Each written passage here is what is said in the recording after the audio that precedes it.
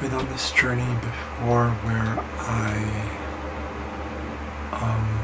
worked on accepting every aspect of myself, including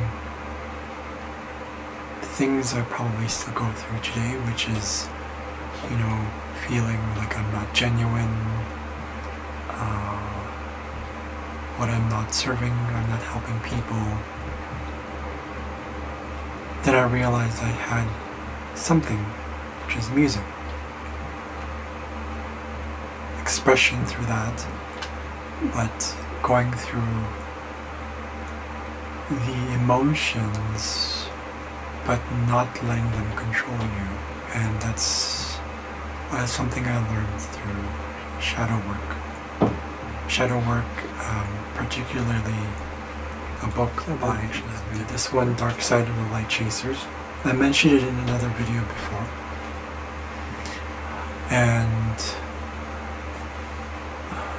the process of shadow work, for those who are not aware yet, is to embrace every aspect of yourself that you project onto others. When you point fingers, when you feel like you're plugged in, when you feel like you have to react to it.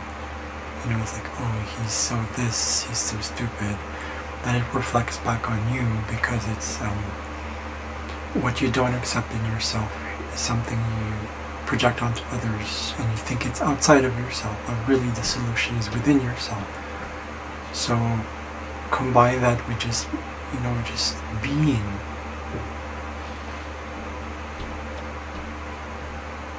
And just allowing, surrendering. For those who remember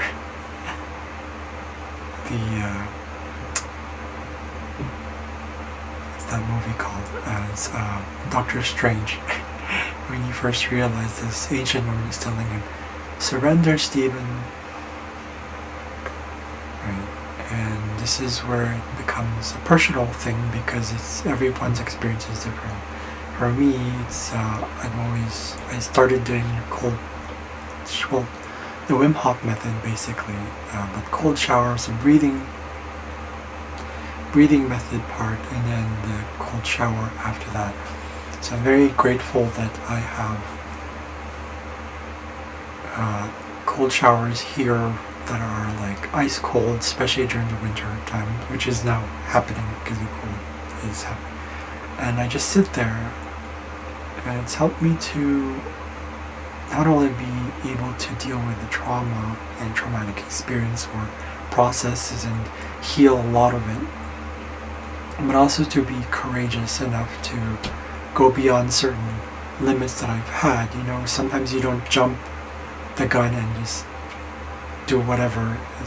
Sometimes it depends on you as a person. Sometimes it takes baby steps, sometimes it takes sort of leaps and bounds, sometimes it's in the middle. Sometimes it takes you time, but it's still like a jump, it's still courage. And I don't know, I just like to share the fact that, for me, I want to do it through music, that I realized I've been able to do it before, and I was like, oh, okay, so here's how I'm going to show it to you. Whatever music you play, whatever you do, you allow the body to, you draw your attention back, as Eckhart told you bring your attention to the body, to the breathing. And for me as a flute player, it's kind of it helps a lot, because it's like you don't need to vocalize things, you don't need to express it. So I usually ask myself first, like, what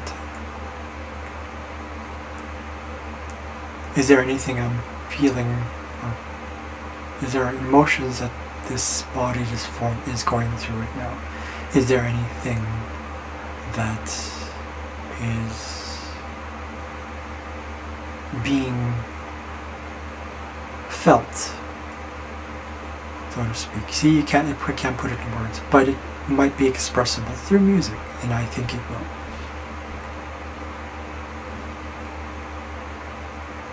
So recently I've been going through things like There's little things, it's still a lot of changes, but one of the things is when you feel nervous, especially today, even after the pandemic. People still feel nervous, people still feel scared, they still feel anxious or because of the uncertainties. So I would say use music. You can do singing too. Allow the sounds to come through. No words. I would say, my experience, words are kind of like right now. It leads to overthinking. It's not. Words is best in the moment. Sounds are good and language is sounds, but language itself is. We have an attachment to concepts, and the ego is attached very easily to the mind. But we can control the mind by not controlling it, by surrendering to it, by bringing our attention to the body. And this is one way I've done it. So even when I do warm-ups, or they're called like warm-ups or stuff like that, it's the same thing. I process it and I express whatever's there through this instrument, and I'm also the instrument.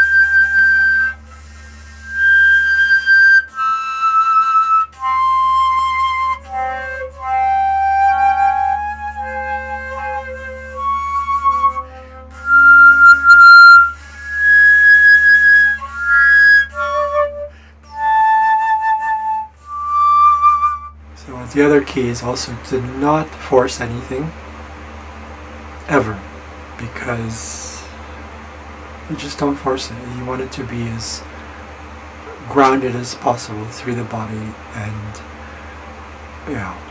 So I have background in band and all that stuff, and I play classical and all that stuff, but it's really about processing it. So sometimes when I play music, sometimes I get so into it that the tears just come out, and it is great. But sometimes it doesn't, and that's okay too. But as long as you process the emotion, let the body process. You know what I'm talking about? Yeah. You're being guided towards it, and there's a reason why I got into this, why I got into music, it's a form of healing for me. So not just listening to music and not just through meditation, but active meditation. It's kind of like Qigong. So